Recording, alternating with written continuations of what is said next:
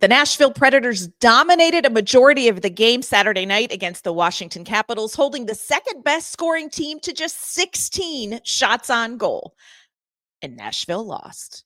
What should fans take away from yet another defeat snatched from the jaws of victory?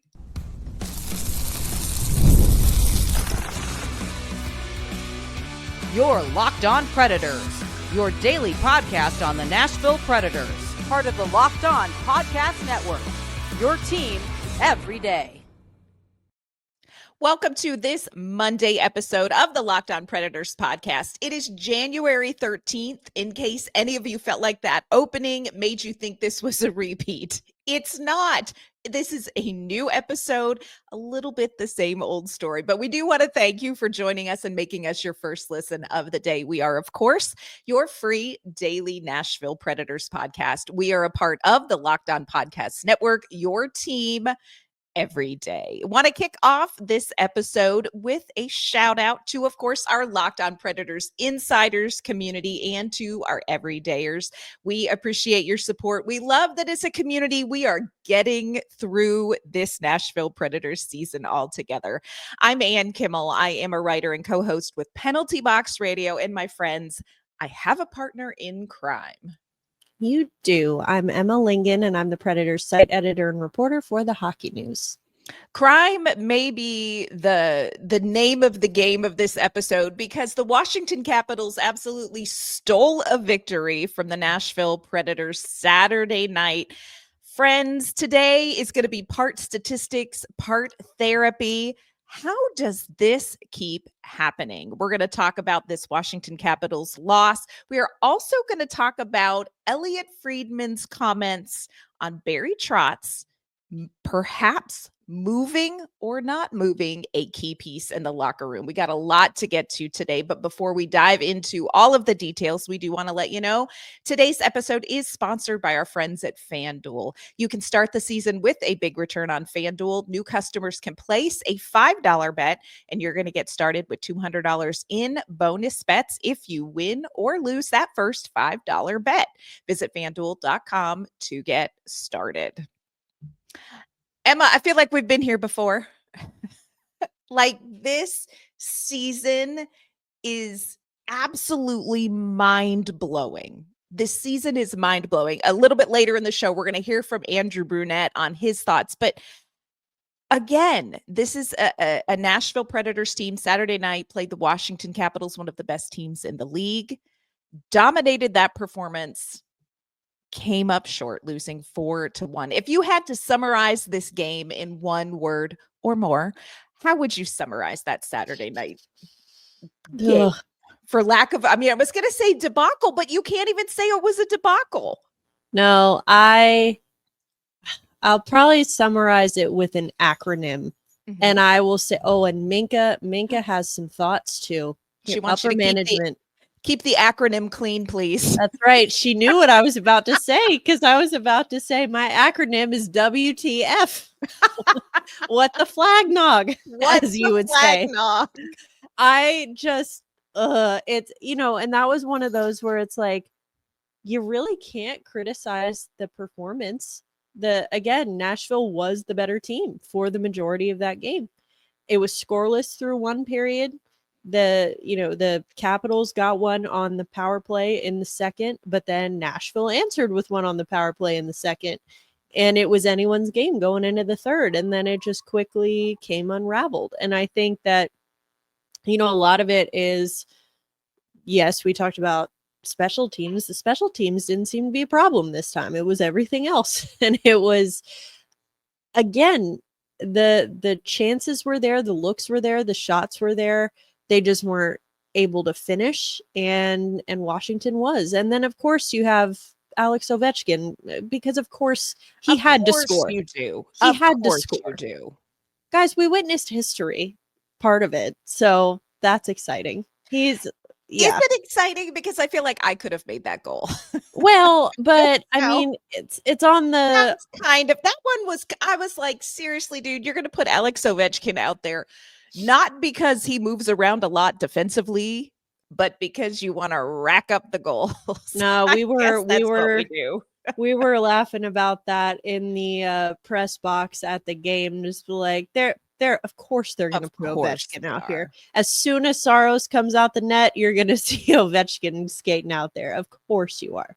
Yeah. My one word to describe Saturday night's game is vanilla. And I'm talking about the ingredient you use when you're making cookies, because vanilla looks pretty. It smells amazing. So many things are scented vanilla because it's such an amazing smell. It makes cookies better. But if you have ever tasted vanilla, just straight vanilla, it will make you want to die a little. And that's what this game felt like. I'm like, it smelled like a win.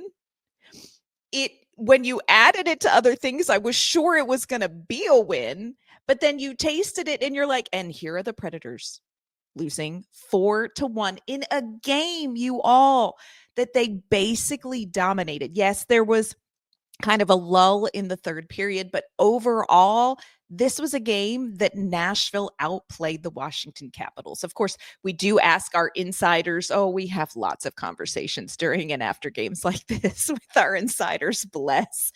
Lee's one word, Tom and Jerry, because the Caps looked like Jerry casually snagging 2 points. And I'm like, nailed that visual. Dustin's one word tonight is no words. Just kind of dumbfounded. How do you beat the pants off a team in every offensive category in a back-to-back game for them and still lose 4-1? I guess I'll just ask the Preds. Only they seem to know. Gene's one word, beyond ultra frustrating. In my opinion, there are no longer any excuses for such an inept offense. Another insider, and we're going to talk about this in the second segment, said, refund. Is it too late to take Brady Shea back to the store for a refund? We're going to talk about that coming up. Chris's one word, excellent effort. In my opinion, the Preds outplayed and outchanced Washington. The passing was crisp. They had a plan. They dictated play more often than not. Nice to see Forsberg keep it going. And yet Saros was just not quite as sharp as Logan Thompson, which is so interesting because remember, Logan Thompson played, I think, 39 minutes Friday night against the Montreal Canadiens in a game that went to overtime. Washington ended up losing in overtime, but he had to come in for cousin Charlie Lindgren when he fell and had an upper body injury. So you're thinking Logan Thompson, he's going to be tired. Logan Thompson was very good. In UC Saros' defense, he hardly saw the puck. Only 16 shots on goal, only 8 shots through the first 20 minutes of play. And believe it or not, that's actually a little bit difficult for a goaltender to just not see action for that kind of a stretch of time.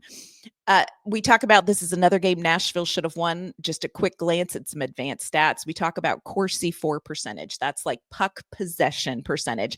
Nashville dominated this game 63% Corsi for. When it comes to high danger chances, Nashville outshot Washington in high danger chances 10-3. Expected goals for, based on the performances of both teams, Nashville had the advantage 2.59 to 1.13, and yet Nashville lost 4-1. Emma, what the flag knock? Oh, that's my gosh. That's what I'm saying. It makes no sense. And that's why you can't point to one thing. I mean, like, yes, here and there's some miscues or misplays or some of the decision making with the puck in the offensive zone. It's like, why are we just dumping it in when we could just go to the net? It's right there. Why are we dumping? What are we doing? Same spot. Yeah. But anyway, like, there are some things like that that, I guess those things add up. Yes. And could have been a different story, but I think overall, like, and then there were certain, you mentioned, we'll talk about Brady Shea, who did not have his best night. But you can't really put it all on one thing. Like, they were producing the chances, they were creating the looks, and they were getting them. And it's just like, and again, I think at one point, what you just said was the final expected goals for. At one point during the third period, I looked and it was like expected goals for was like 2.4 to 0.7. Yes. And it's like, come on. Like, what are WTF? Like, what? It doesn't make any sense. Yeah. And afterward in the locker room, the vibe was very much the same. Frustration and absolutely dumbfounded. Coming up, we are going to hear from Andrew Brunette in his postgame. We are going to talk about Brady Shea, and we're going to talk about shooting at the post. Today's episode is brought to you by our great friends at FanDuel. From big upsets to game-winning drives, the NFL playoffs are just better with FanDuel. Right now, new customers can bet $5 and get $200 in bonus bets guaranteed. That's $200 in bonus bets, whether you win or lose that $5 bet. The FanDuel app gives you everything you need for live bets, same game parlays, and so much more. Just go and visit FanDuel.com to join today. And again, you'll get started with that $200 in bonus bets. That's FanDuel.com. Make this playoff season unforgettable with FanDuel, an official sportsbook partner of the NFL. All right, Emma, we're going to talk about Brady Shea in just a minute, and we're going to use our kind words because, look, it's a hard job, but we are going to talk about that. But first, I just want to talk about the shots on the post, hitting the post. Then the actual opening of the net is significantly larger a target than the posts. And yet they showed a stat Saturday night, and I had to screenshot it.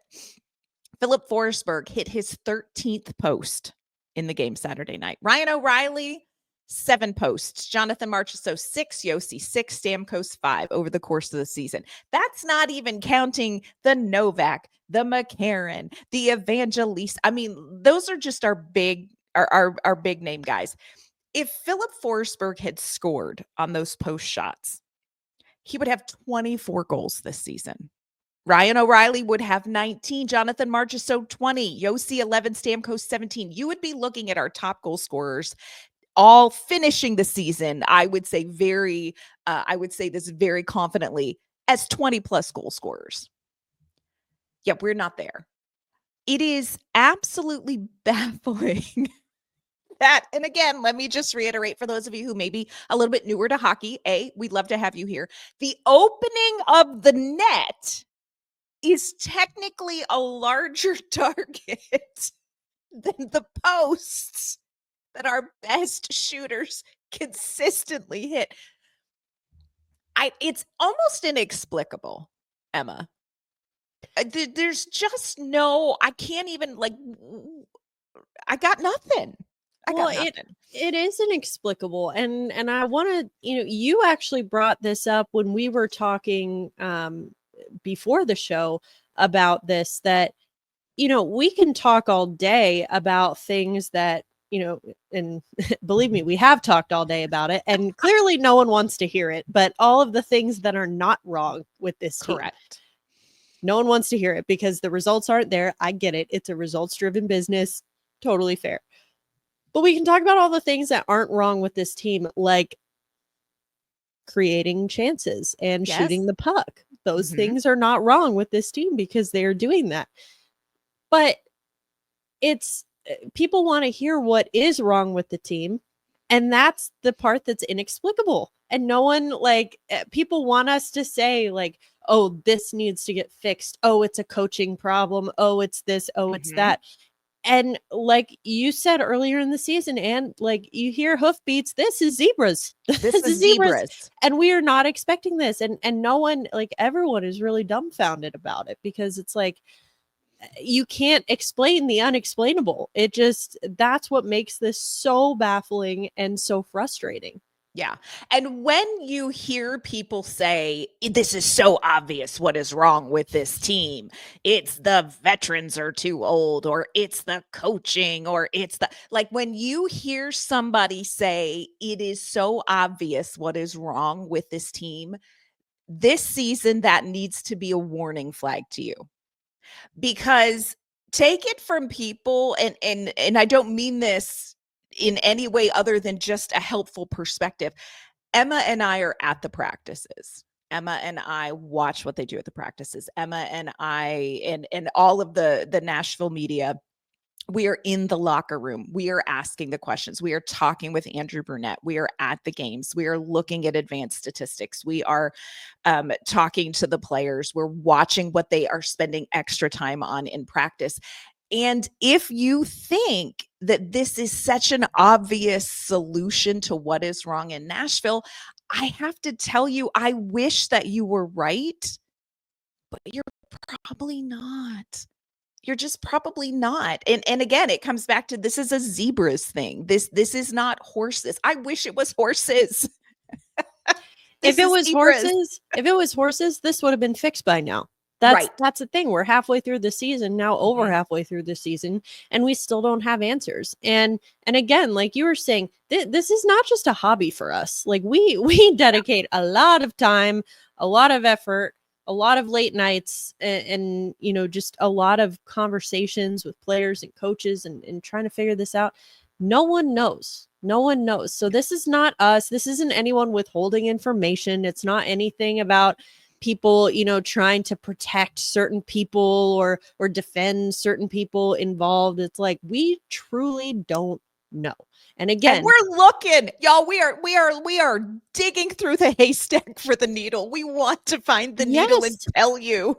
and we are, again, we're finding all the things that aren't wrong with the team. But then when we point out what things aren't wrong, then people get mad at us because they don't want to hear it. They don't want to hear what the team's doing well because they're not winning. Again, results-driven business. Correct. Absolutely. I'm not sitting here trying to say, like, everyone relax. Like, they're, you know, it's fine. They're not winning games, but who cares? Like, I'm not saying that. Obviously, that's what's so frustrating, is that the results aren't there.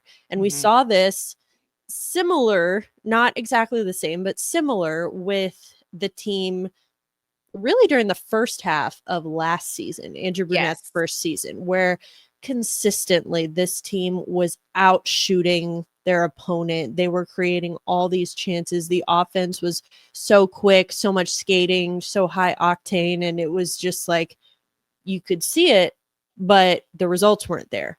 And at that point, and I understand the expectations of the team were much lower because they were coming in with a new head coach and new GM. And it was like, well, let's see. And so expectations were lower, yes, but it was very much like you could see the system working, but it wasn't, the results weren't there. And then it was after the whole U2 fiasco. Then all of a sudden the results started showing up. And that was the thing. It's like the system didn't change there, you know, but it was it was just like, finally things started to click and the results started coming. And now we're at least seeing that again with this team, because at the beginning of this season, you weren't seeing good things. It's like, well, of course they lost. That was a terrible performance. But now you're seeing the better performances, but the results aren't there. And so I'm not trying to tell anyone to say that that's, you know, like, celebrate the moral victory, but I'm just trying to point out the difference in, you know, not all losses are created equal. And just the number of people who are coming for Andrew Brunette's head and saying that this is a coaching problem. The system clearly doesn't work. You know, he's terrible. This is a 2-time Jack Adams Award finalist who you all loved a year ago. Not even a year ago. You loved him like 6 months ago. Yes. And now he's like public enemy number 1 in Nashville. He hasn't changed a damn thing. Okay. So he has expressed, though, willingness to kind of go back to the drawing board and look, you know, he is trying to look under the hood with this team and see what the problem is. And I think people get mad if he doesn't say the right things, quote unquote, in, you know, post-game press conferences. He doesn't take all the blame and therefore he's a horrible coach. And it's like, well, yeah, he deserves some of the blame, sure, but he doesn't deserve all of it. And you know, he's also not out there throwing his players under the bus. So it's like, he's in a situation where as long as the team's losing, he can't win no matter what he says. and people are going to be angry. If he does go out there and say, yeah, that's on me, it's all my fault, people are still going to be angry at him. So it's just, again, it's trying to explain the unexplainable. It's like you said, trying to find the needle in the haystack. It's just not there. You're trying to tame a zebra and make it rideable like a horse. And this is not an easy task. And I agree with you when it comes to Andrew Brunette. It is not that Andrew Brunette is like, yeah, gonna have to just keep trying. Like, Andrew Brunette is like, I love the analogy. He is under the hood. He is trying to figure this out, and he is frustrated. And I don't think for himself. I think he is frustrated because he knows what he has in that locker room, and they cannot seem to get it to convert into wins, because what he has in the locker room, we saw on the ice. And what we saw on the ice still didn't convert to a win. Got a chance, of course, to talk to Andrew Brunette after Saturday night's loss. Talk to him about what he saw in that specific game. And then there was a follow-up question talking about, do you see this team getting better overall? And what do you do with that information when it still doesn't result in wins? This is what Andrew Brunette said after Saturday night's loss. I always believe, and I guess I'm starting to question myself. I think if you get chances, sooner or later you're going to go in. But I think I don't know how many games like this. I was counting the other day, like 20 some games that we just weren't able to, finish. And it's frustrating, but it's where we're at right now. Yeah, you guys probably think I'm crazy, but yeah, no, I do. I feel really good about it. It just, it'd be a totally different story if we score 3 or 4 in first and second period, and we're probably walking away. We might have pitched a shutout, but we didn't. And the margins in this league are very small. And when your shooting percentage is where it's at for us, it's even smaller. So it's a tough one to explain. It's about as crazy as I think I've seen it.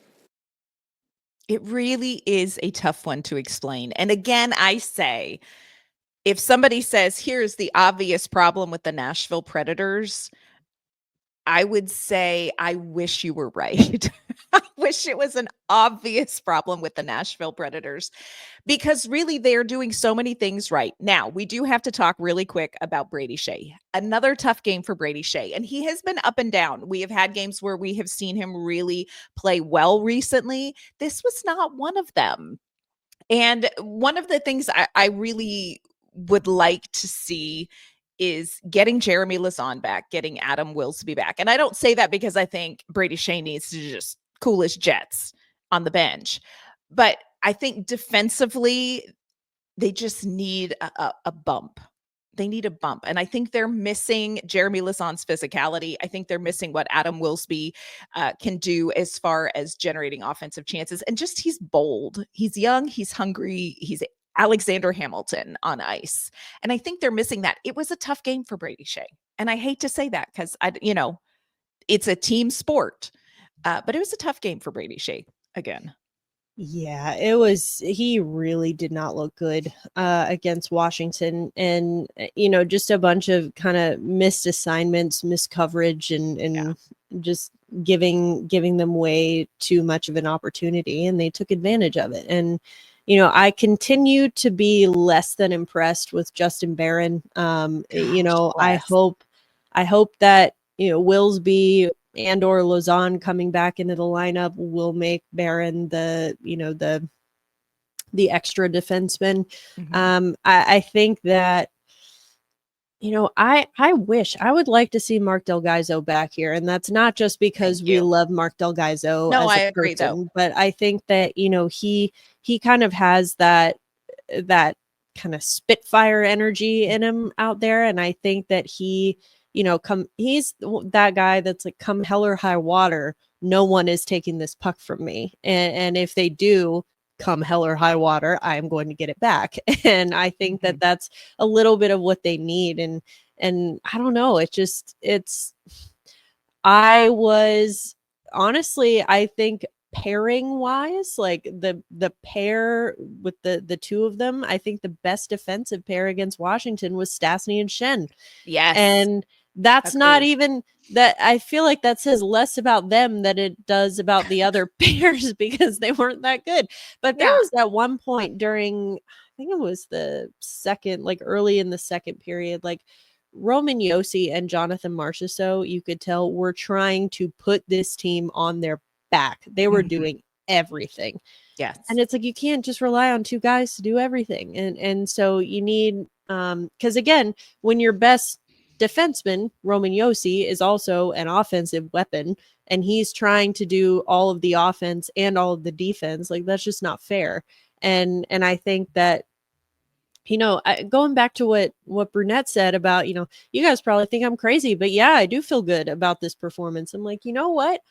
I don't think you're crazy, because I think if you watch that game with no ticker, no scoreboard, no nothing, like you just saw like any of the really, especially the first two periods of that game, Nashville deserved to win, and they should feel good about that performance. And that's something that Andrew Brunette says a lot too, when we talk to him after games, which is like, we want to get these guys feeling good about themselves, and they're doing the right things to make them feel good about themselves. You can't ask them to do much more.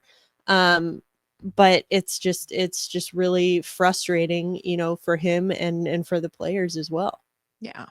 In the post game Saturday night, Andrew Brunette dropped a 1-second truth bomb that I want to talk about. Plus, coming up, we're going to talk about what Elliotte Friedman had to say Saturday night about the Predators and Ryan O'Reilly.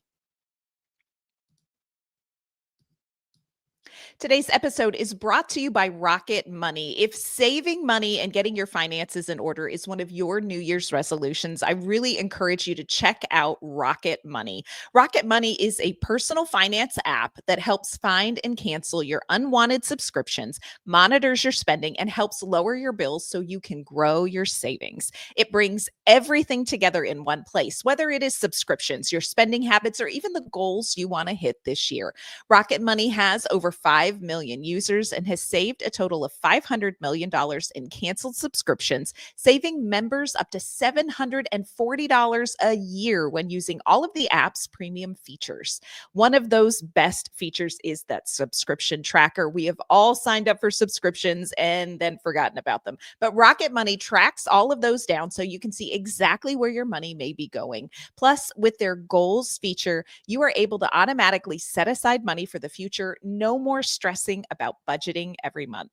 So cancel your unwanted subscriptions and reach your financial goals faster with Rocket Money. Go to rocketmoney.com/lockedon today. That's rocketmoney.com/lockedon. All right, Emma, Andrew Brunette said one sentence in the post game that I was like, okay, if we are looking for some way to pinpoint what happens with this Nashville Predators team, big picture, this is the sentence that I think maybe we can hold on to and say, okay, let's start looking for these, because this might be a key to why this team can play so well and lose games. Andrew Brunette's truth bomb. He said, and I quote, "When we make mistakes, we make them tragically." Okay, first of all, the theater major in me is like, yeah, you did. That's a great sentence. But also, I think that is part of it, because you see a game where Nashville plays so well. And we've seen this through this season. They play very well. And then another team capitalizes on a Nashville mistake. And in some ways, it's the teams that can capitalize on their opponent's mistakes that walk away with the win. And it's strange to me because there weren't a ton of them last night, and yet it was a 4-1 loss. Like, that just, I don't even know what to say. It's making our job really freaking hard, because we're supposed to talk and pick apart and analyze. And again, that's what we try to do when we say, here's what's not the problem, but no one wants to hear about what's not the problem. And but sometimes you have to start with what's not the problem to eliminate things to try to get to the zebra. Listen, I wish we knew what the problem was, y'all. And I love it for all of you out there. I love the confidence with which so many people are saying, it's simple, fire the coach, or it's simple, bench this person, or it's simple, trade this person. Like, I love your confidence, and I envy it. You know what? I say walk in that confidence, my friends, but it's just not that easy. Yeah. And if, you know, I like, it's I understand we're all frustrated. This is not fun. This is not fun to be a part of right now. Yeah. But we are not, again, we are not therapists. Yes, we, with our insiders and you know, the people who can, like, we can commiserate with, yes, but don't come at us on social media and yell at us, because we have no say in what the team does here. We're just trying to pick this apart as best as anybody. Yeah. So it's hard, and we don't know, and again, that's the thing, is it's just inexplicable right now. Yeah. One of the things that people do talk about, and you mentioned this, they talk about, well, you just need to trade certain players and you need to get assets in return. Elliotte Friedman kind of gave a little insider information Saturday night during the intermission, and he was talking about Barry Trotz and Ryan O'Reilly, because here is what's real. I know there are people out there that are like, Ryan O'Reilly is so old. Okay, this is not the podcast for that. Ryan O'Reilly will turn 34 February 7th. Okay, he's not dead yet, y'all. And people talk about Ryan O'Reilly as like, this is one of those no move clause guys. Well, actually, he does not have a no move, no trade clause. What he does have is a contract that goes through 2027-28, $4.5 million AAV. It was a 4-year, $18 million deal. Here is the thing that is real about Ryan O'Reilly. If you are a team that is looking to make a deep run in the postseason, Ryan O'Reilly is a player you would want, because not only is he a goal scorer, he is just the hungriest hockey player I've ever seen in my life. He has one of probably the best sticks in the NHL. He's great at faceoffs. If you're looking for like, hey, we need somebody who's going to be like a little further down the lineup center, Ryan O'Reilly is your guy.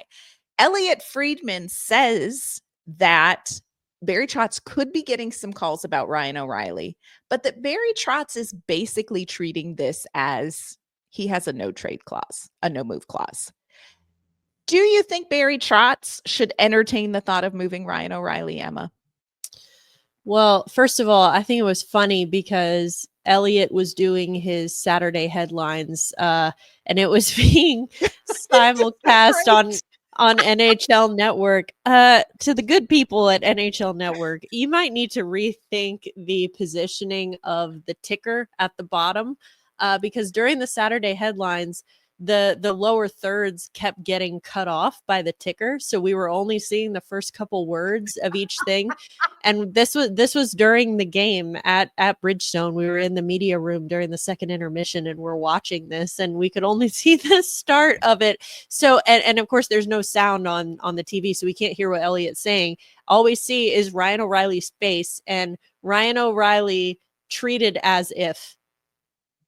And that's it. Fill in the blank. Now, I will say we had some fun doing some Mad Libs and finishing the end of that sentence with things I will not repeat, just to keep ourselves entertained. But back to the original point. I think that update, if you will, that he's being treated as if he has trade protection in his contract, which, spoiler, that was the end of it. I think that does not surprise me in the slightest. I think if you're around this team as much as we are, and you know Barry Trotz, and you know Barry Trotz loves Ryan O'Reilly, Andrew Brunette loves Ryan O'Reilly. He is one of those guys that again, even if he had doesn't have the trade protection in his contract, you treat him like he does. And when it comes to entertaining a deal, entertaining conversations, I think the reality of the situation is that you got to look at where you're at as a team. You really can't afford to be not taking calls on anyone, to be honest, just because of the reality of your situation. However, so I think that Barry takes the calls and he listens, but I think if you're thinking about this, you have to think about it in terms of like, what's a deal that's so good that would basically make Barry have to ask a player to waive his no move clause, even though O'Reilly doesn't have one. But that's the situation. Yeah, I mean, what this guy provides to this team on and off the ice, like, he is just invaluable to this team. And and it's not just about, oh, he's a veteran leader, because we have plenty of those. But I mean, it's just like you said, this guy is built different. He just, his motor never stops. I don't think he sleeps. I think he just, like, I don't know, makes a whirring noise and then just shuts down for a little bit and then comes back to life. I don't know. But I think that, he never rests. He never takes days off. He's first one on, last one off. And I mean, when you're trying to build up, everyone talking about, oh, we're supposed to be getting younger. Well, that doesn't happen overnight. So as the young players start to come up, that's the guy you want them learning from. Yes. Because you want them all to be like that. And so, yes, Ryan O'Reilly, is he your top player? Is he in his prime anymore? No, but that's fine. In theory, you shouldn't need him to be. And so his value to this team now is more than just goal scoring. So I think that the moral of the story is, to me, that's like, and like, of course he's being treated as if he has trade protection. Like, I don't see them, they're not going to be shopping this guy. If they're going to entertain trading him, I don't know, like, that offer's got to be incredible. Incredible. Yes. Yeah. I would agree. And I agree with what you're saying. Barry Trotz's job is to pick up the phone. Yeah. Because maybe there's a deal. The other thing I will say is, I don't believe Barry Trotz would move Ryan O'Reilly without Ryan O'Reilly saying, yes, that's what I want. And I don't think, despite the previous 30 minutes of this episode recapping a game that the Predators should have won, like we've done a gazillion times this season, I don't think Ryan O'Reilly would go. I don't. And I agree with you. When I look at Ryan O'Reilly, you know what I see? I see Tanner Molendyke. I see Andrew Gibson. I see Matthew Wood. I see Joachim Kimmel. I see Ryan O'Reilly changing the way those players navigate this sport and their craft in the NHL because of Ryan O'Reilly. So yes, despite the plethora of even more interesting Mad Libs than what Elliotte Friedman was saying, don't think Ryan O'Reilly is going to get shopped. I just don't think he's going to go anywhere. And I think that's actually what's better for the Nashville Predators.